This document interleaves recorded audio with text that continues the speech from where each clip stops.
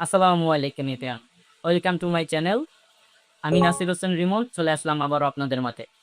আজকে খুবই কমন কিন্তু অত্যন্ত গুরুত্বপূর্ণ একটি টপিক নিয়ে আপনাদের মাঝে হাজির হয়েছে। আজকের বিষয় হলো জন্ডিস। জন্ডিস কি, কেন হয়, এর লক্ষণ ও উপসর্গগুলো কী কী, কীভাবে যত্ন নিব এবং এর চিকিৎসা পদ্ধতি কী।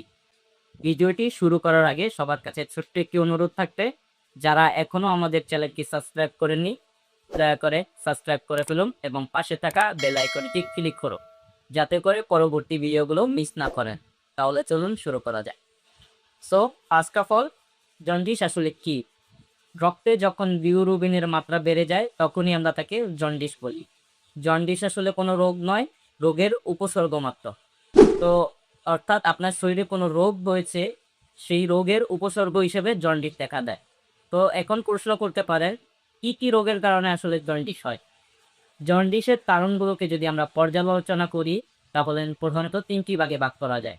নাম্বার ওয়ান, হেমোলাইটিক জন্ডিস, যা লোহিত রক্তকণিকা ভেঙে যাওয়ার কারণে হয়। নাম্বার টু, হেপাটাইটিস জন্ডিস, যেমন hepatitis A, hepatitis B, hepatitis C, hepatitis E ভাইরাসের কারণে যে জন্ডিস হয়।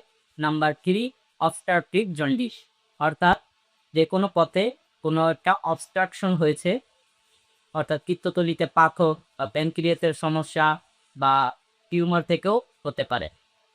জন্ডিসের লক্ষণগুলো আসলে কি কি?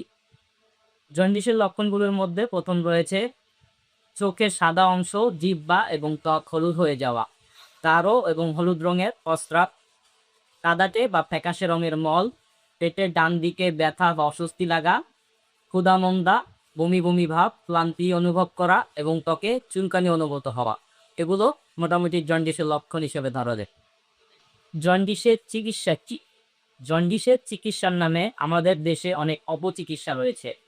ওই যে একটু আগে মেনলি বললাম ৩ ধরনের জন্ডিস রয়েছে, যার মধ্যে বেশিরভাগ জন্ডিসই হেপাটিক জন্ডিস, অর্থাৎ ভাইরাস যে জন্ডিস। আর বাকি যে ৫ থেকে ১০% জন্ডিস রয়েছে অন্যান্য জন্ডিস।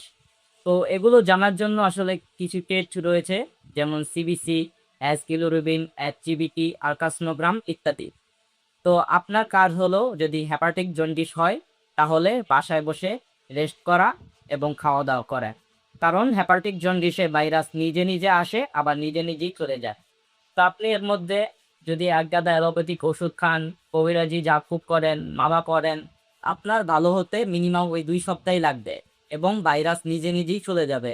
যার কারণে আপনি মনে করলেন যে ওই অ্যালোপ্যাথিক ওষুধ খাওয়ার কারণে আপনার জন্ডিস ভালো হয়েছে, কবিরাজি মালা করার কারণে আপনার জন্ডিস ভালো হয়েছে। আসলে এটা আপনার একান্তই ভ্রান্ত ধারণা। কারণ একটু আগেই যে বললাম, জন্ডিস আপনা আপনি আসে এবং আপনা আপনিই চলে যায়।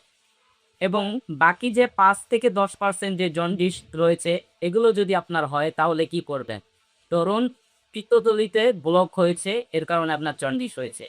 এখন আপনার কাজ হলো ডাক্তারের কাছে যাওয়া এবং জন্ডিসটাকে খুঁজে বের করা, শনাক্ত করা কোন জন্ডিস হয়েছে।